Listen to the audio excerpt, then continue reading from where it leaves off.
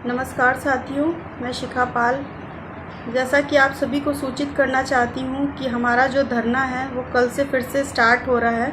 उसी ऊर्जा के साथ, उसी आशा के साथ कि हमारी जो भी मांग है सरकार से, हमारे जो संपूर्ण समायोजन की हमने मांग उठाई है कि हमारे जितने भी सुपर टेट पास अभ्यर्थी बचे हुए हैं उन सभी का समायोजन किया जाए।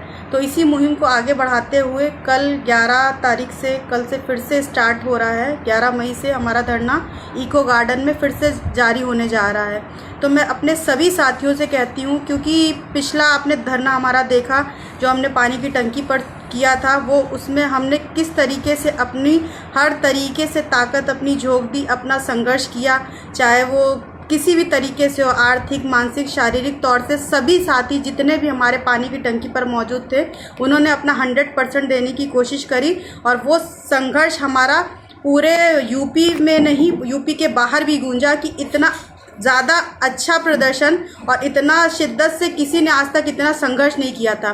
मानते हैं कि हमारा बैड लक रहा, आचार संहिता लग गई, हमारी सीटें नहीं जुड़ पाई, कोई बात नहीं, मगर हम कम से कम ये तो कह सकते हैं कि हमने अपनी पूरी मेहनत करी थी, हमने हर अपना संघर्ष किया था, हमने उसमें कहीं से भी कोशिश नहीं छोड़ी थी। तो इसलिए हमें कहीं से भी ये मलाल नहीं है कि हमारी सीटें नहीं जुड़ी। तो उसका कहीं ना कहीं दुख तो होता है, ऐसा नहीं है, बट हमने मगर होता है ना कि अगर अपना पूरा आप संघर्ष झोंक देते हैं और सफलता और असफलता तो वो तो ईश्वर के हाथों में होती है। बेशक दुख हुआ था जब हम वहाँ से आए थे, आचार संहिता लग गई, हमको पानी की टंकी को खाली करना पड़ा। वहाँ से निकलते समय हमारे सभी भाई बहनों की आंखों में आंसू थे, सभी की आंखें नम थी कि लगा कि अब सब कुछ ख़त्म हो गया है, बट ऐसा नहीं हुआ। हमने अपना संघर्ष बिल्कुल ख़त्म नहीं किया।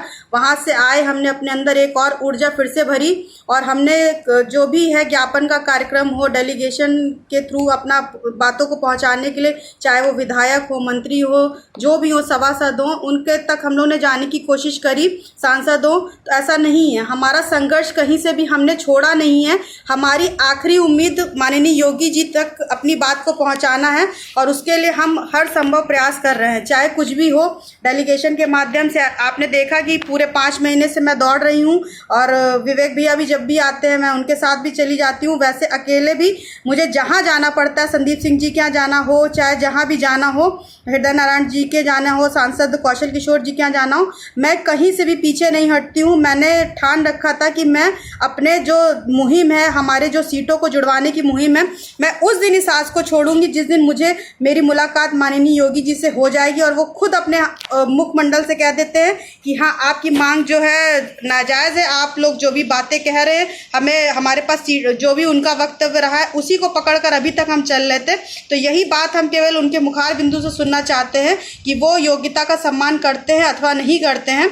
ये सारी चीज़ें अलग की बात है, बट आज मैं आप सबसे यही कहना चाहती हूँ कि जो बच्चे पानी की टंकी पर नहीं आए थे, हमसे हमेशा कहते थे कि दीदी आप लोग संपूर्ण समायोजन की मांग उठाइए, आप लोग संपूर्ण समायोजन के लिए फिर से एक धरना दीजिए और हम आप सबके साथ जुड़ेंगे।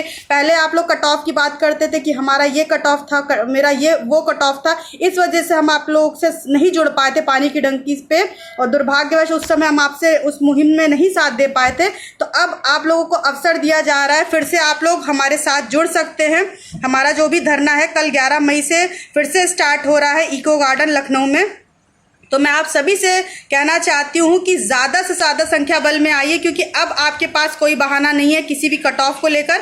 अब जब मांग संपूर्ण समायोजन की चल रही है तो इसमें हम आशा करते हैं हज़ारों की संख्या में जब अगर बच्चे जुड़ेंगे तो हमारा मुद्दा हाईलाइट होगा, क्योंकि आप खुद देख रहे हैं कि अगर मुद्दे को शांत कर दिया गया तो सीटें हमारी बिल्कुल नहीं जुड़ पाएंगी और जो भी हमारे पूर्ण समायोजन की मांग है वो हमारी पूरी नहीं हो पाएगी। तो आप खुद जानते हैं कि किसी भी धरने को चलाने के लिए सबसे ज़्यादा जिस चीज़ की ज़रूरत होती है वो है एक संख्या बल। तो आप सबसे मैं आशा करती हूँ कि आप लोग हमारी बातों को समझेंगे और सुनेंगे भी और हमारा सबका भरपूर सहयोग करेंगे। तो इसलिए मैं आप सभी से फिर से कहना चाहती हूँ कि ज़्यादा से ज़्यादा संख्या बल में कल इको गार्डन में एकत्रित होइए और आगे की रणनीति जैसे जैसे चीज़ें होती जाएंगी आगे बताया जाएगा कि कैसे आगे मुहिम को चलाया जाएगा, कैसे हमारा संघर्ष आगे बढ़ेगा।